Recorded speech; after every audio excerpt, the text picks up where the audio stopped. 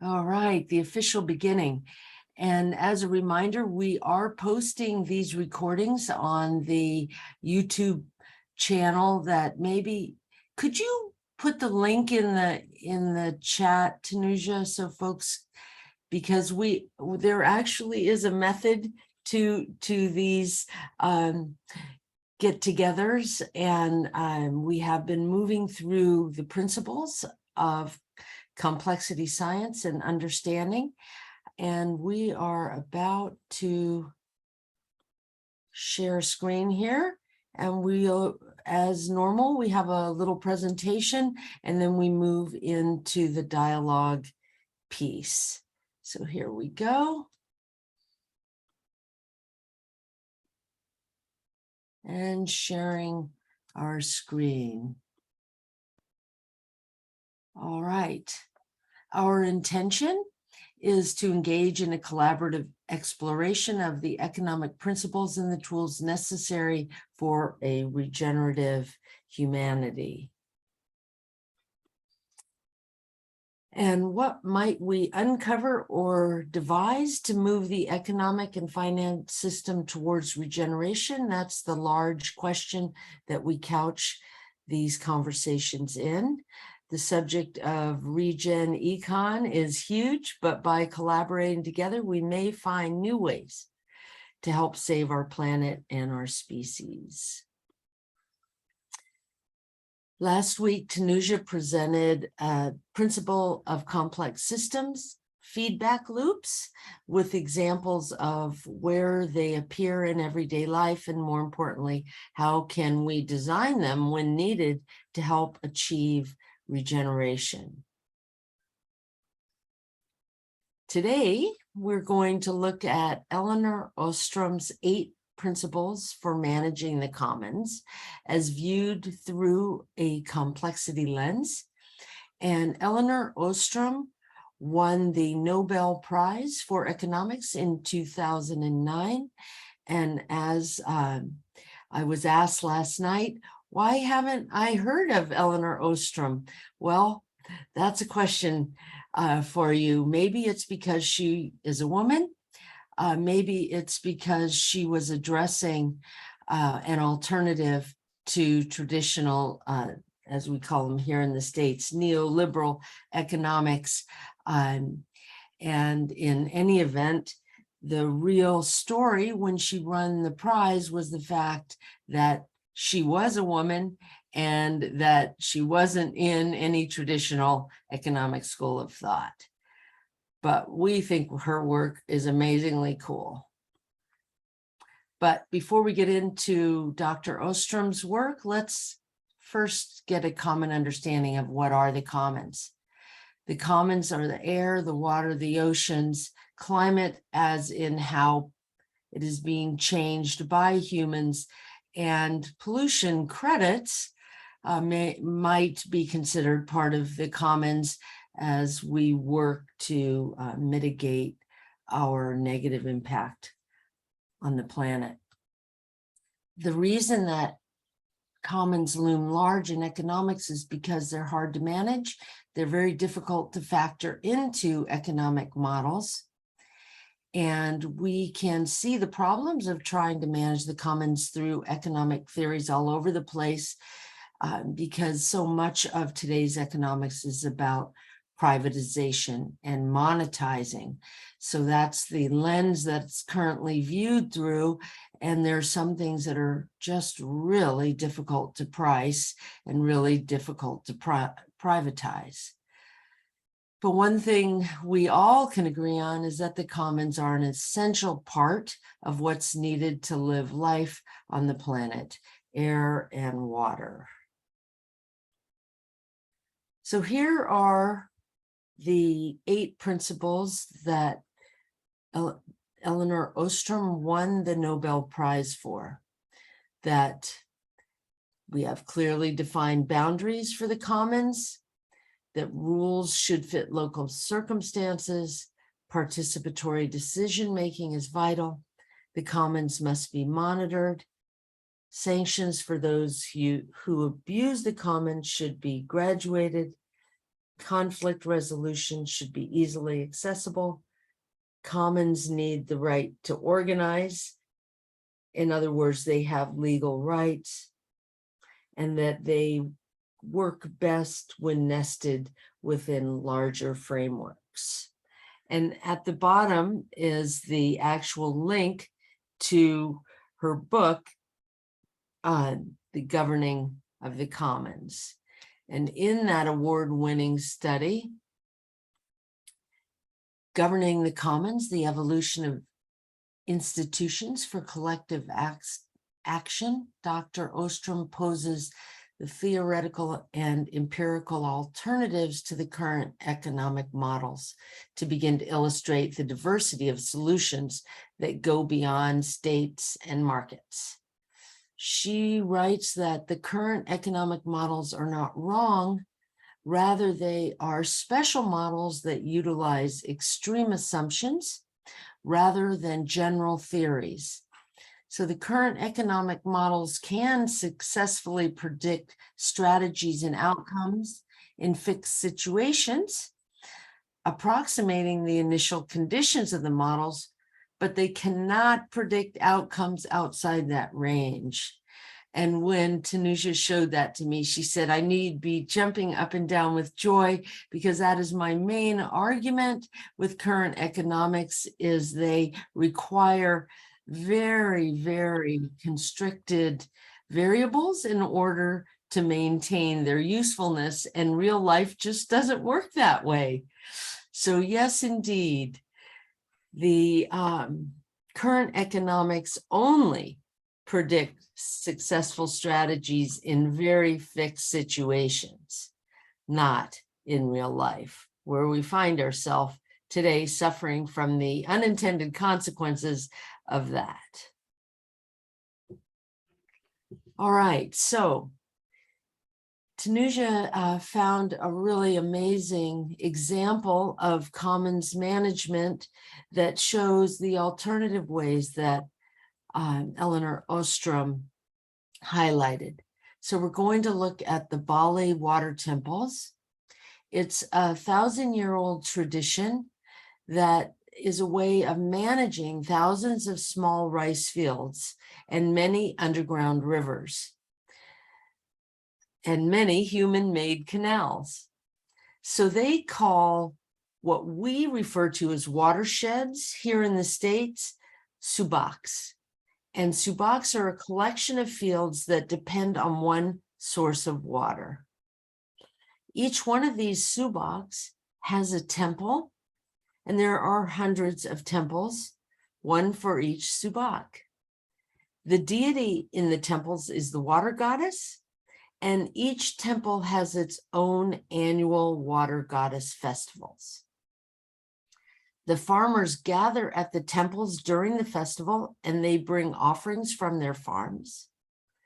There are discussions at these festivals about the yield in each rice field, and collective decisions are made over the distribution of water, and the harvesting schedule for the following year is synchronized. At the end of the festival, the farmers are given holy water to take back to their fields. This has been going on for thousands of years. And then the Green Revolution came in. International governments got together, and largely around the World Bank and other sources of income necessary to move into the modern world, these experiments were set in motion: new seeds, chemical fertilizers, and planting as many crops as possible. The ancient rituals were seen as unnecessary and non-scientific and were largely abandoned. And for a few years, the yield was enormous. Then, however, topsoil erosion, extreme pest population, huge crop damage resulted in the need for pesticides, first by hand, then by helicopters, and then by airplanes. There was an increasing cost of production, and simultaneously increasing damage to the water, to the soil and humans, and also water shortages. However, because the ancient rituals had been abandoned, the result was a massive loss in social fabric in order to counteract what was going on. So, complexity scientists to the rescue, or at least to the investigation. A study was undertaken using the ancient method, and each farmer was given a simple rule. If the neighbor has a better yield, adopt your neighbor's water and harvest schedule. Only look at your immediate neighbor. And there were a number of emergent properties that emerged, including the benefits of self-organization and feedback loops, which is what we've been studying and talking about here, and the ways in which they serve the social good.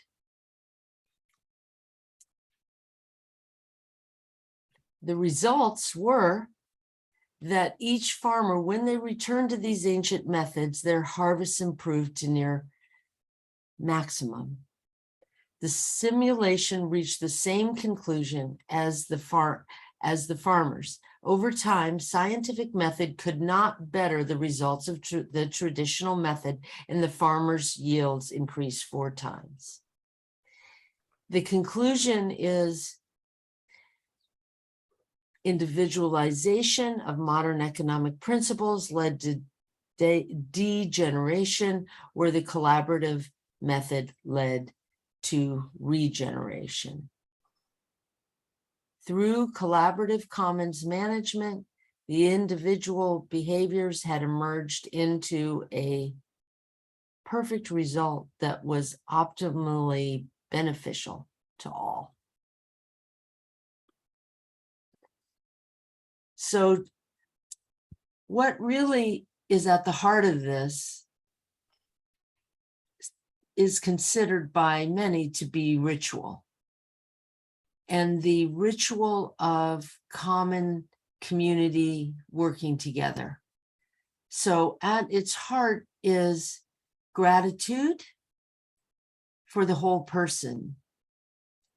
And we often speak about scarcity mindset versus abundance mindset. At least I can say that here on the left coast of California, we talk about that an awful lot. But the truth is, and this has bugged me every time this conversation comes up, it's right. Scarcity does exist. We are faced with limits and boundaries of what is available and what is possible. And there is a school of thought, of understanding, that says that gratitude, living in appreciation, gives us the ability to work within scarcity while maintaining an abundant mindset. It shifts the tone of social behavior from competitive, grabbing, and fearful to collaborative, giving, and caring. And the emergent property is resilience. The water temple ritual is a whole person solution. It combines faith, community, money, responsibility, learning, sharing. And compare this with a computer.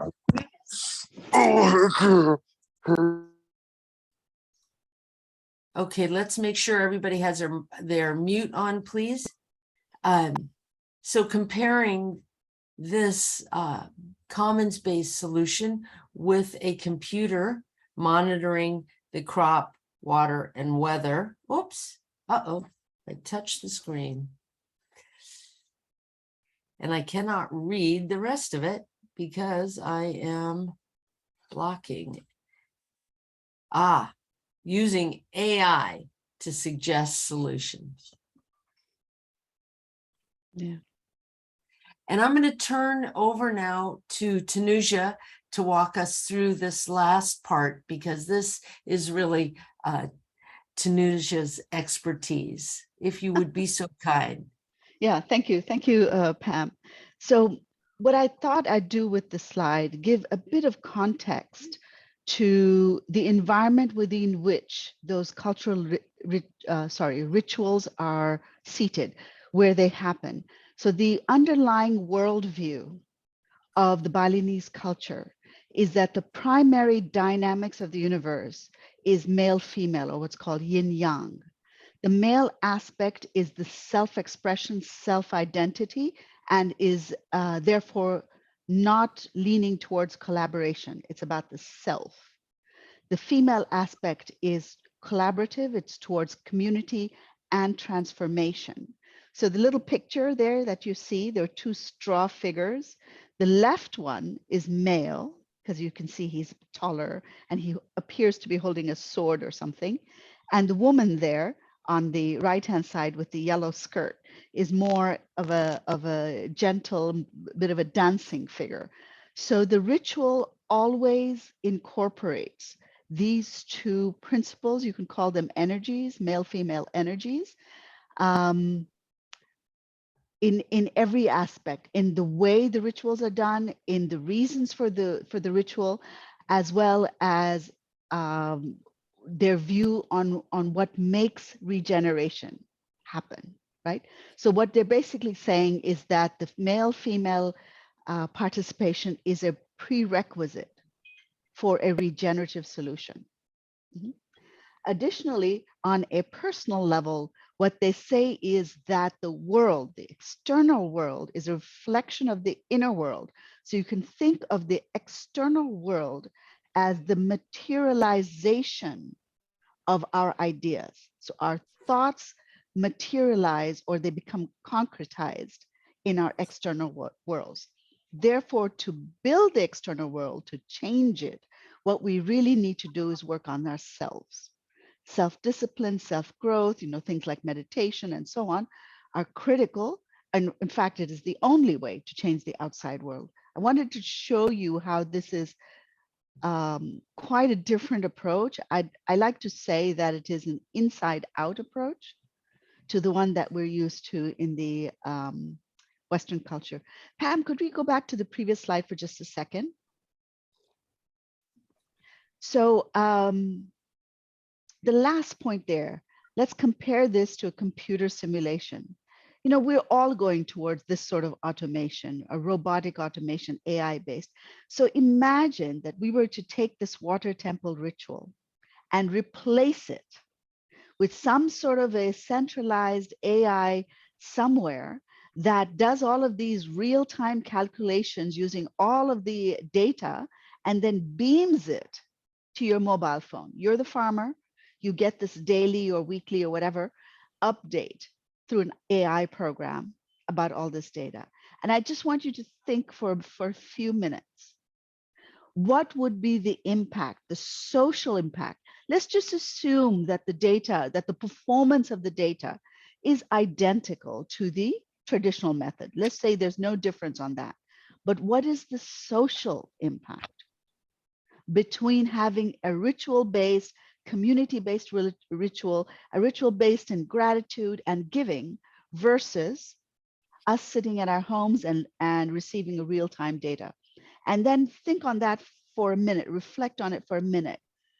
And then let's decide how we want to move forward, how we want to create regenerative frameworks for economics or for anything else. And I'd like to say that as human beings, we are here on this earth because we need to work things through. Taking it outside of ourselves into an AI program or a robot or whatever will not work. I'm not saying we have to go back to everything done by hand. That is not what I'm saying. But I am saying that the human involvement in where we are and what we do is an essential part of who we are. So in outsourcing it to a robot or to a computer program will not do. Okay, then we can skip to the last slide, Pam, and I'll hand it back to you. Yeah. All right, popping through. How can a deeper and more collaborative understanding of the commons help to move us into a regenerative paradigm of interconnected systems? And recognition of feedback loops would help. And I'm going to stop sharing. And I know that was a lot of information this morning, but really, really, in many ways, we're at the heart of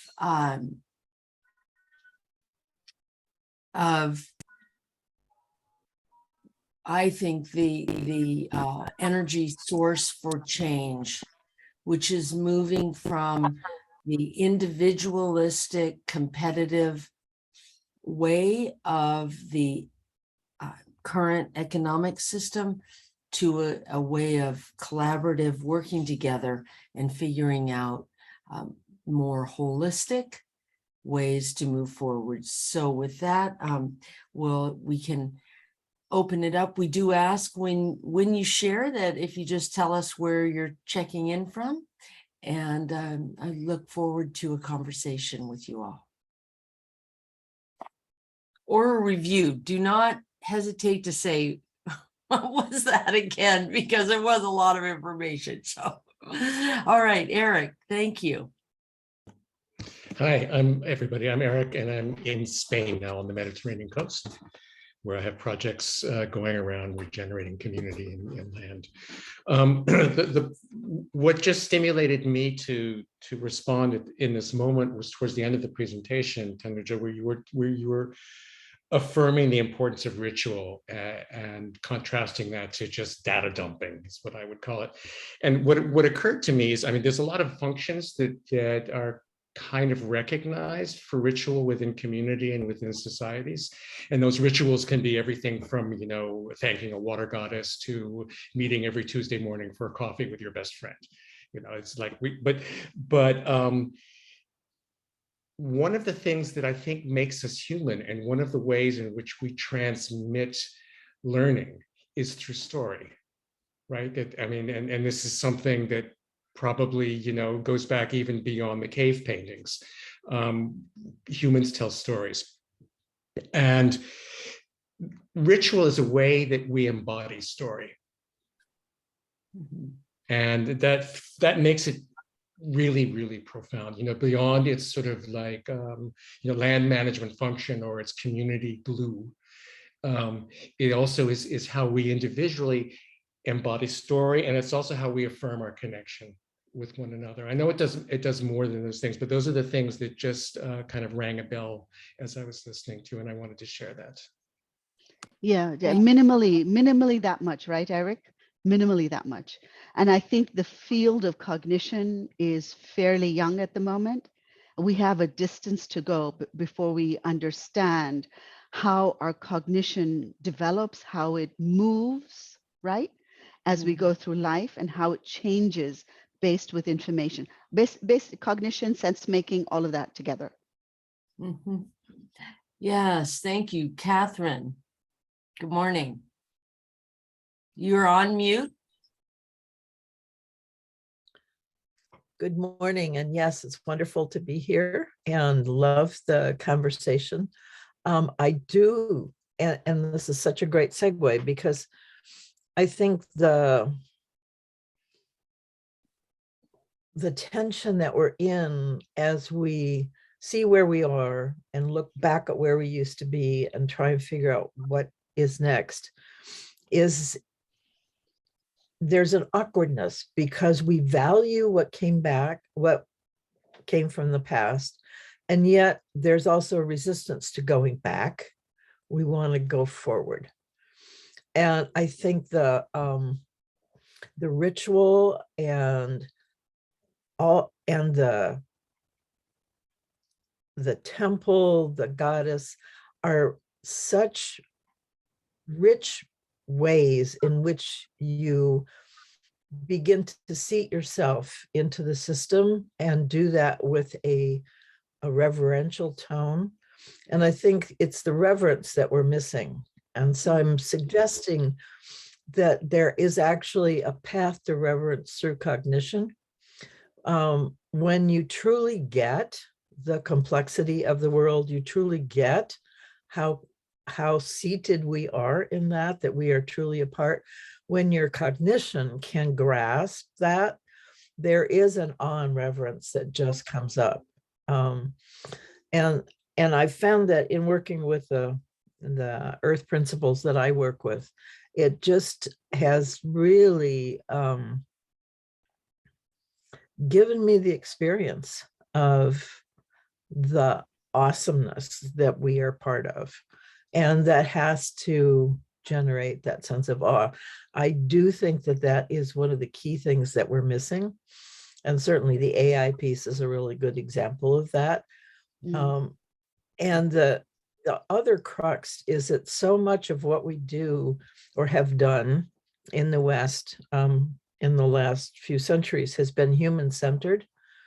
And we've been really focused on humans and our magnificence and how wonderful we are and how much we can control and how much we can do and how we need to work together for us to be able to be successful. That's not untrue, but it's just this small, because we're only this part of everything that we need to work with. And it's that seatedness that we've just like totally lost. So AI is great. You can get a kind of reverence and awe for the magnificence that we can create, but it doesn't seat us in the world at all. It still separates. And I think being really sensitive to where we separate out, where we hold ourselves above or different or better than or whatever, and managing those spaces so that we come back again into an appreciation for our camaraderie with others is a safer path, shall we say, forward. It's more likely to keep us out of the problems we're in than not. Yeah, that's excellent, Catherine. So I want to ask you something. You mentioned the term human-centered. What if Yes. we used one-centered? What do you think of that as a term? I like life-centered. Life-centered, okay. And the reason, because one is still, you're not included in the one somehow. You know, it's still outside of us. It's just, it doesn't bring us in. And life, we are all life, and we all recognize life. That joy, that excitement, that thrill of being alive. If we work to keep that going in ourselves and in other things too, I think that gives us a clarity for what to do. And you don't have to be told what to do because you can sense it. And that's really what we need. We need something that we can all use in the immediacy we're in and have a rule of thumb that's still going to take us forward. And life is the thing that seems to me to hold that key. Yeah, it makes sense. And because if I'm just thinking in terms of if I went back to a corporate environment today and I wanted to change the way, say, meetings are run, let's just say, then what would I introduce? And one of the things I would definitely introduce is the moment of silence, because I feel that right away relaxes and just eases the tension, you know? And the other thing, as you say, life-centered, it's so much easier to get to the feeling of reverence when you think about life. Then let's say you think about prayer or something. That's my view. Or peace.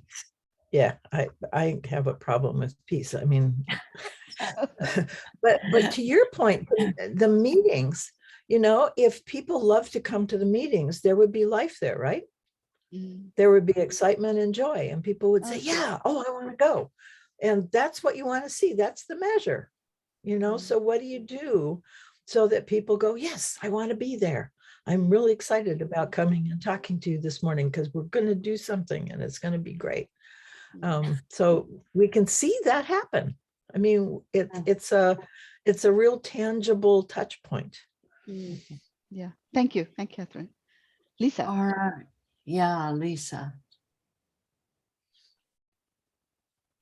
Well, I think the question's already kind of been answered in some way. I like how, well, I'm noticing that we're really intrigued with this concept of ritual and how we can restore it, or maybe not even restore it, but just regenerate it. And so my question to the group really is, I heard Tanuja, the example of the moment of silence, and I appreciate that about this group. There's no implicit, we're going to pray. There's no implicit, there's just nothing. We're just going to be quiet. You can get centered, you can do whatever practice you want. So it feels quite inclusive.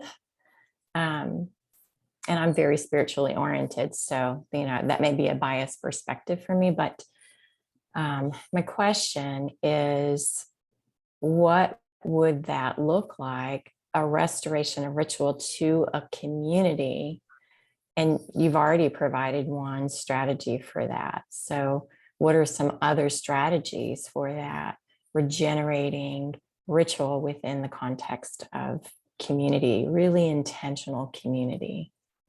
Yeah, it's not easy. It's not easy because rituals have been associated with religion for so long. Or maybe I should say it's the only place it's associated with. Now, I appreciate Eric's point about meeting your friends with for coffee, but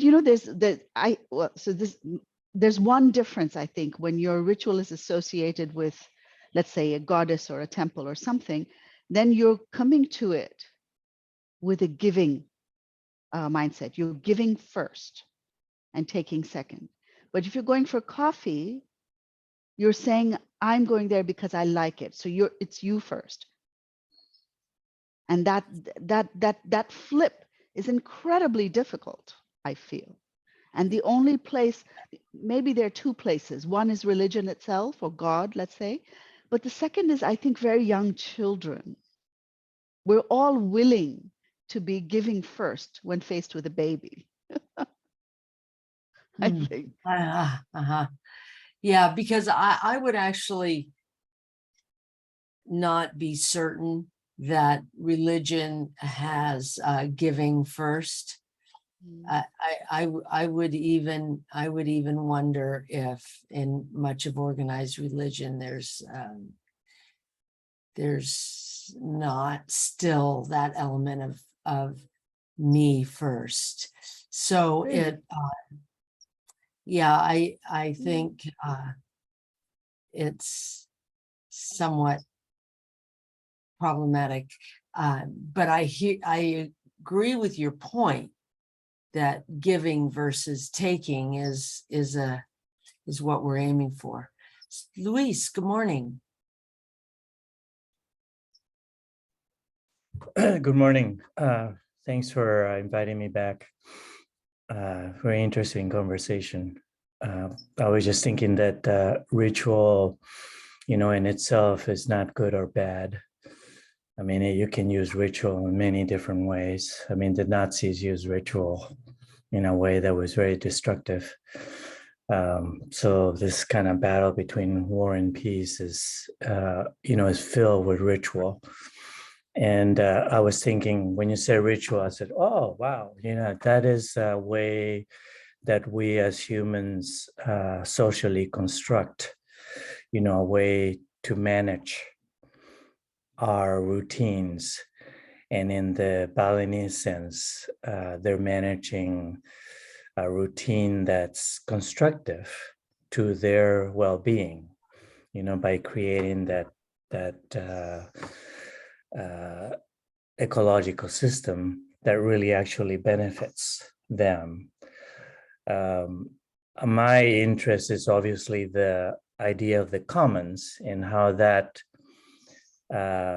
develops and shows up in the world, especially around the idea of the common good, how the commons creates the whole idea of the common good and what the common good is and how that appears in different places, because everybody has a different idea about it. And how, according to Ostrom, the idea of common good in relationship to country state. We're talking about collaboration between neighbors and how country states tend to create an identity to ritual that avoids contact with your neighbors because they are the other as opposed to the center. Mark Twain had a quote that was kind of interesting. It said that, God created war in order to teach Americans about geography.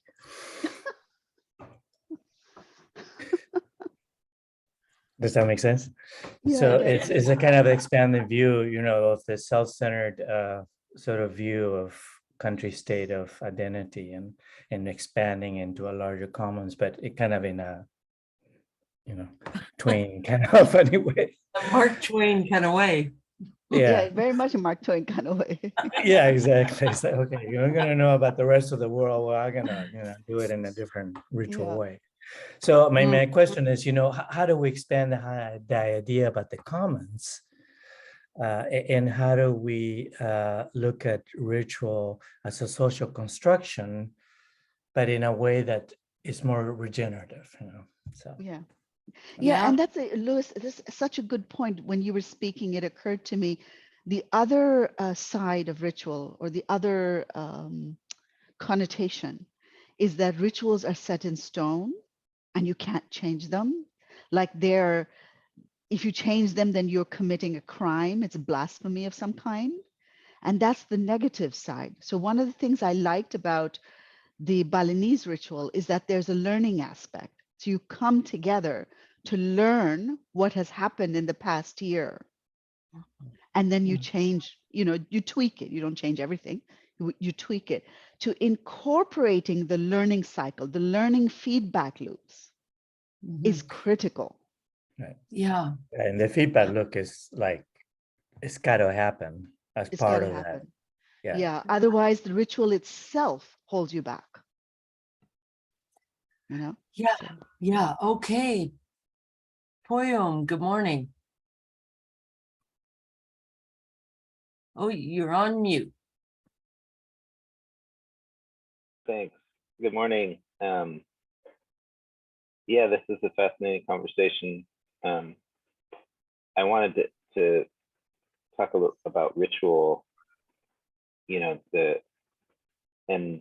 I think this is a really important key. I really, there's a couple different things I'm thinking about, so I'm having trouble putting it out. But Eric, in the beginning, talked about ritual as a way that we make meaning, that we put ourselves in the story. And I think that's a really important sort of key way to think about it. And in thinking about it in that way, part of the reason why in our Western society, like we only see ritual in religion, is because in our, we've adopted this cosmology where there are certain things that are true and there are certain things that are not true. And that that science can tell us what is true and what is not true. And ritual and religion or spiritual belief can't operate in that way, right? There are things that we know outside of science. There are things that science can't tell us, or that science is wrong about, because it's part of our story that we got from another source. And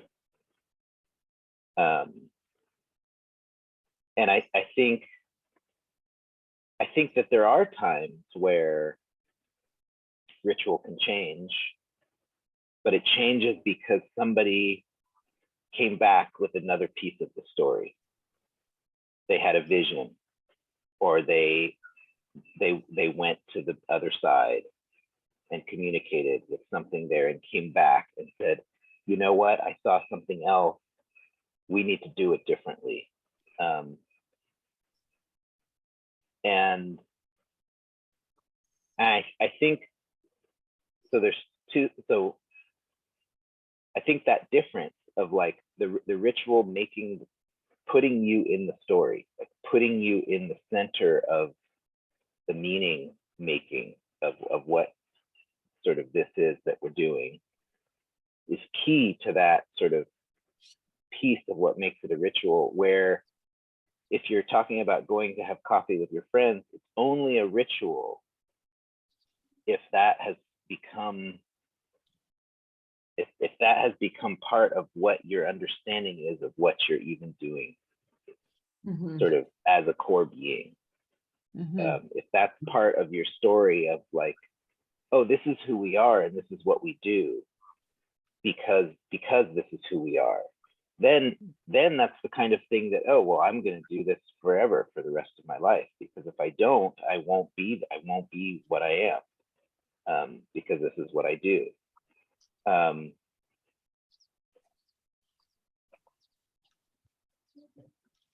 There was one other thing I was going to say, and I can't remember now. Yeah, so I just wanted to share that. Thanks. Thank you. Yeah, for sure. That it's who we are. And I think maybe what I'm thinking is that we may be far more ritualistic and in our stories than we realize, but because we haven't been inculcated to understand our lives in this way, we don't acknowledge it. But in fact, yeah, for sure. That's a good point. Eric. I think I remember the last thing. I'll be really quick. Just the importance of this thinking of life in terms of meaning and story more than truth and not truth. That how critical that is in being flexible in our ability to into looking at things as as a complex system, because there's so much that's filtered by our lenses that we can't, it's impossible for us to have absolute truth. And so to have meaning and story be at the center can be a much easier way to work with complex systems. That's the last piece. Yeah, although I will just add, there are negative externalities to being there, nothing being true, because then everyone gets to develop their own truth. And we kind of see what a mess that can be. Eric. Thanks for saying that, Toya. That I definitely am resonating with the storytelling element of it. I was just a couple of things. One that you mentioned about changing rituals, and I see that as evolving rituals. When someone goes away and comes back in, and that's pretty much how Joseph Campbell described the hero's journey, isn't it? I mean, it's like you can go down into fables like Jack and the Beanstalk. There's the kind of quintessential Western kids story about going to another realm and bringing the gold back, which would be the new information that helps the community then. But also it's occurring to me that it's possible that we're also lapping up against the shores of vocabulary here with our conversation and our understanding of what ritual means. I mean, for the most part, we seem pretty much to be talking about the same understanding of the definition of that word, but it has come up a couple times also in maybe that sense of ritual as imposed by a theocratic kind of system versus a ritual which could be passed down through generations versus a ritual which might be more spontaneously generated. And I just wonder at some point, where the limitation of vocabulary is on that sort of thing, because we can find ourselves using the same words for something and actually meaning different things. So I just want to kind of caution us on that.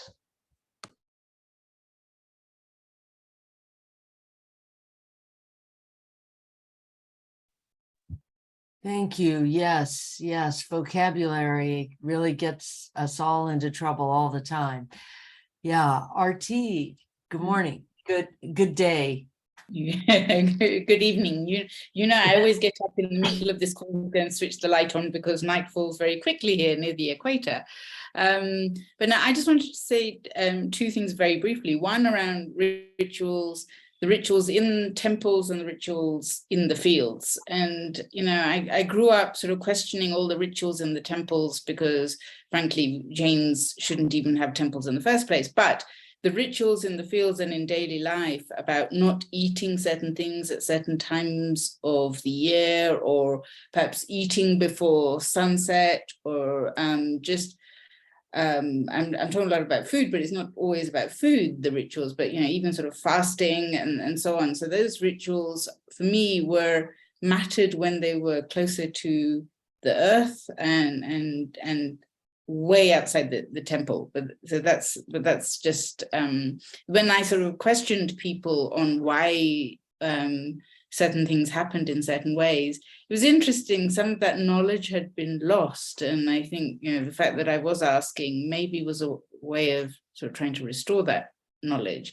And then on the other thing around Elinor Ostrom, I mean, this whole thing around sort of bottom up approaches and government of intervention cannot be effective unless it's supported by individuals and communities. So I live in a part of the world where people think that communities, work together and it's all very happy, and I'm not quite sure it's as black and white as that, but I do know for sure that the kinds of government interventions that are happening around here are quite destructive, and I think we're seeing that live right now in Kenya in the lead up to elections. But I think just generally governments tend to be out there with the stick the whole time, as opposed to having the carrot and saying, how do we work together? Because I don't think everything can always be bottom up. We've got finite resources and so on and so forth. But I do think that there's this sort of tension that we need to find a way of getting around. Yeah. And Aarti, maybe the first thing to do is to not see it as a tension, but as a design decision. Like in the continuum of purely micro decision making versus purely macro, versus bottom up versus top down, you can decide which point you want to be in that spectrum, and that is a design decision. Of course, I'm saying that we don't have the expertise for it yet, but anyway, it's a design decision. Dee, great, you came back. Oh, and now she's frozen. Yeah. Shoot. She'll be right back, I'm sure. There you are. Hi, Dee, you're up. You're also muted. Oh, no, it keeps on freezing on her. There, while we're waiting. Dee, please, Dee, please just unmute yourself and start speaking whenever your video is back or your connection is back. Yeah, go ahead, Pam. Well, I was going to actually ask you, there's all kinds of cool stuff in the chat that I haven't really had a chance to look at. All right, Jillian, I was actually going to say you're writing a lot of stuff in there, so I'm hoping you might speak. Go ahead while we wait for Dee. Yeah, I can speak. Morning. Morning. Something that I've been thinking about, something you said in the beginning, right? That like our current economic, whatever paradigm systems, whatever, right? They work within a certain set of boundaries that we are now outside of. They're not universal. They're like a special case. Mm-hmm. Within that special case, they can be beneficial. So is there a way to use some of these other tools, some of these regenerative tools, almost like a gazebo, to bring the parameters back into the range in which those existing economic systems become beneficial? And think about it like an AI, right? An AI is stupid. It's given a set of of inputs, and it'll destroy the whole universe trying to pursue that initial condition thing, right?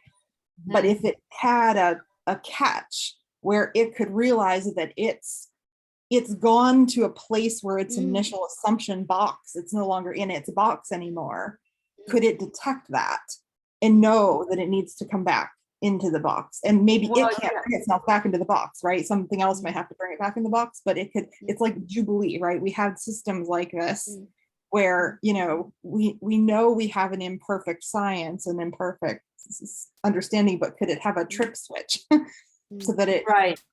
can be Right. buffered? I'd like to respond, because one of the reasons that I would argue that no, we can't do that is that the current neoliberal economic system, and one of its key tenets is infinite growth.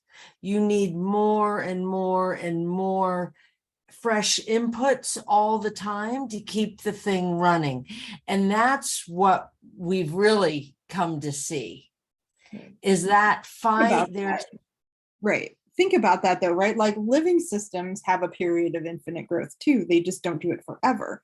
They have a maturity where they stop, but it doesn't mean that we don't have parameters in which growth is desirable. It just means that that's a local, there's a box that's true for, right? So what comes after that trips and says, okay, I'm big enough now, I'm a teenager, I've reached adulthood, I don't need to, right? What's that next stage of transformation, right? Yeah, and that great question. That's basically what we're trying to, the heart of this conversation each week is what now that we can't do infinite growth anymore. And so what now? And I would never suggest throwing out every bit of the bathwater, but I really would suggest that we need fundamental change. I just don't think we've figured out what it is. And I want Dee Dee to talk now. If you're back, or you're here, you are. Yeah, I'm back. Yeah, the internet seemed to have crashed. I had to get on Wi-Fi. I mean, cell phone. So, I was just going to mention that I think the thing with ritual is that its benefit and its detraction is that it often creates an in and an out community. This in terms of, and that's true of identity also, right? I mean, the identity, as someone, sorry, now that I can't see everybody, I'm forgetting the name of the person who was talking. I think it was Lewis was talking about that it can be used, by the Nazis to create identity as well, right? And although it's been, there's been a lot of chaos around the term, the whole idea of mass formation is quite interesting as a theory, whether it's been credited or discredited, as to sort of how that works. The other thing I was going to say is that some of what I have found useful is from Carol Sanford's Change Agent Development Community, which we're also using at Land and Leadership Initiative, is a ritual of beginning meetings by having a self-reflection that is then processed in small groups, but that is looking at lived experience with living systems. And I find that really intriguing because it gets at these three different levels of work on oneself. So continual development, evolution of oneself and one's understanding and one's ability to manage oneself, and then work on the community, but a community specifically that is trying to add value, not monetary value, but continually regenerate a living system or multiple living systems, so that those three lines of work are always working, and that if our rituals can include all of that, like to be aware that that all of those need to be in continual evolution, all three of those lines of work.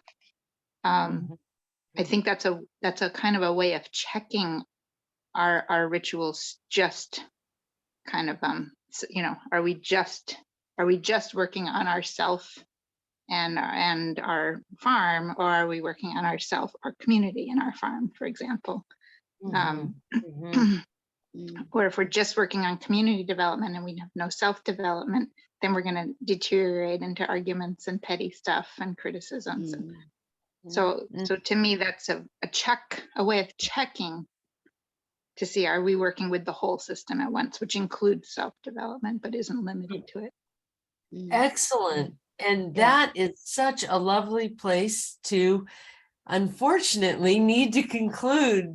These are the fastest hours each week. It's so lovely, this conversation. Tanuja, I think that this concept really struck a chord that maybe indeed. we can continue this same conversation next week. So it is time. We're a bit after, so I'm afraid the conclusion must be drawn.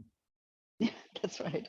That's right. But it was wonderful. Thank you. And it's wonderful how, you know, we started out thinking we'd focus just on the Elinor Ostrom principles. We went from there to storytelling, sense making, cognition, all of that, and the ritual itself. So it's wonderful. It's wonderful. So Really enjoyable. Come back next time. yes. Thank you all. Take care, everybody. Take care. Bye.